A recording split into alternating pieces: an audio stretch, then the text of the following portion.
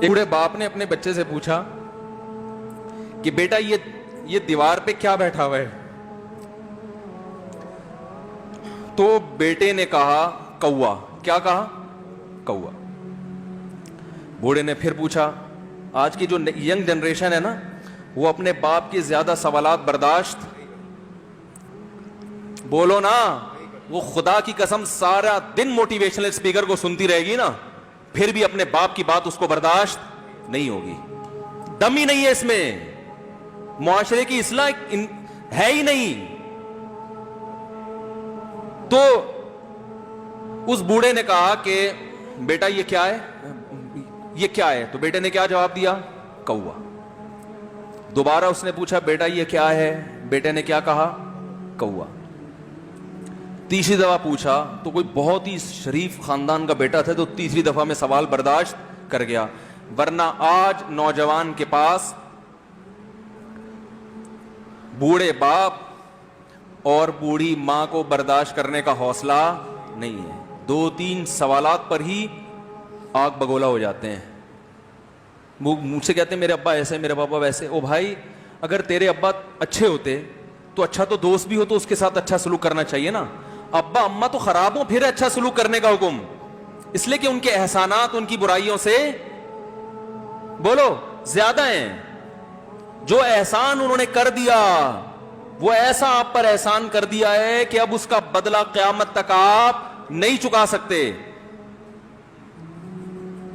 تو وہ باپ نے دوبارہ پوچھا، تیسری دفعہ پوچھا یہ کیا ہے؟ تو بیٹے نے کہا کیا ایک سوال کی پخ لگا کے رکھی ہوئی، کچھ اور کام کر لو ابا، بار بار ایک ہی سوال ریپیٹ کر رہے ہو۔ تو باپ کو اپنا زمانہ یاد آیا، اس نے کہا بیٹا جب تو چھوٹا تھا نا، تو نے 20 مرتبہ مجھ سے پوچھا تھا کہ ابو یہ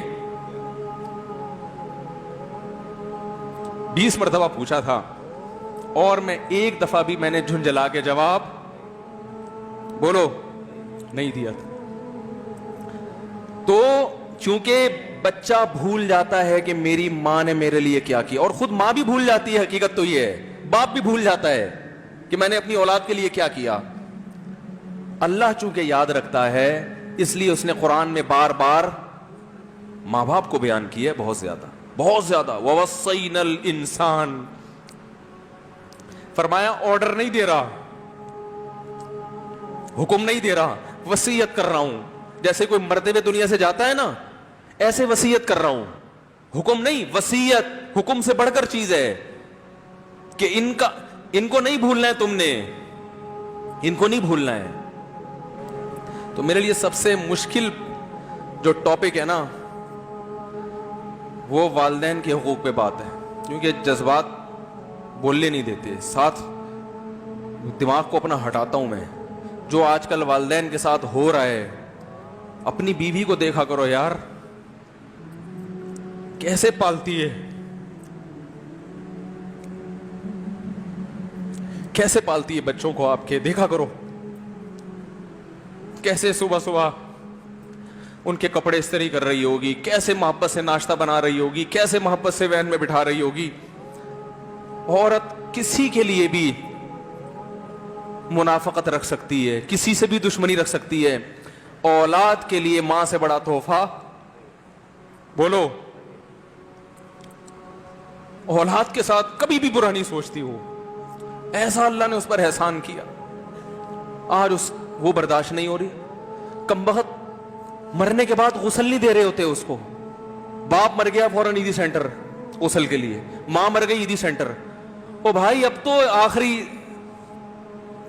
آخری سفر ہے، بیٹی کو چاہیے ماں کو گود میں بٹھا کے غسل دے، فخر کرے، اس کی باڈی پہ ہاتھ نہیں لگا رہے، مر گئی ہے۔ کیسے یہ ہے؟ اللہ کے ہاں میرے بھائی تمہاری دولت کی کوئی ویلیو بولو نہیں ہے، تم کتنے بڑے سائنٹسٹ بن جاؤ، پہلے انسان بنو، انسان۔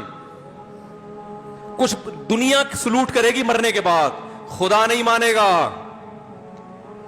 بہت سے لوگوں کی قبروں پہ 21 توپوں کی سلامی ہوتی ہے، بڑے بڑے پروٹوکول دیے جاتے ہیں، آخرت میں پتا چلے گا کہ کتنی توپوں کی سلامی کا مستحق تھا، کتنی توپوں کی سلامی کا حقدار تھے، آخرت میں پتا چلے گا۔